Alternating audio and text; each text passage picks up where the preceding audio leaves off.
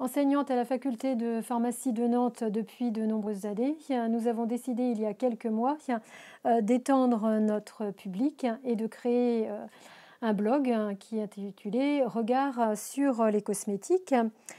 Sur ce blog, nous postons chaque jour des articles que nous avons intitulés Regard et qui vont traiter de sujets extrêmement variés. Donc ça peut être par exemple le thème de la réglementation.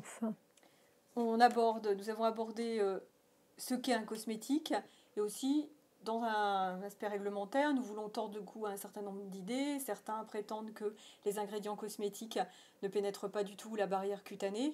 Nous avons démontré que c'était faux puisque la réglementation ne parle pas du tout de cet aspect-là. Donc ça, on remet des petites questions comme ça de réglementation régulièrement. On va également traiter d'ingrédients. Par exemple, on va aller étudier la bave d'escargot et voir sa composition et savoir est-ce que effectivement c'est réel. On va également se pencher sur le cas de l'alcool qui est omniprésent dans les cosmétiques et se dire est-ce que c'est une bonne idée de mettre de l'alcool dans les cosmétiques. Même chose avec le fluor puisqu'il y a une véritable psychose concernant cet ingrédient.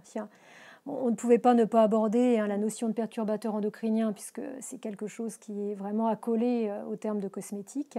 Et puis ces petits ingrédients qui suscitent la polémique, les parabènes ou le talc vont évidemment avoir des regards spécifiques. Nous abordons aussi l'histoire de certaines marques. On pensera par exemple aux produits Cadom, l'histoire du bébé Cadom, les produits Neutrogena, nous avons traité, Nivea, la Listerine. Voilà, et on va continuer dans cette historique des marques. Alors on va également, parce qu'on aime beaucoup lire l'une comme l'autre, réaliser ce qu'on appelle des balades littéraires au bras de différents écrivains, Marcel Proust, Françoise Sagan, Somerset Maugham, Marcel Pagnol.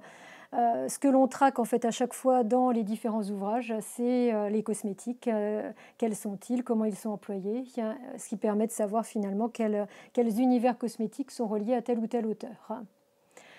Donc voilà, je pense qu'il y a au moins une bonne raison pour vous d'aller ouvrir la porte de notre blog et puis de le consulter le plus régulièrement possible.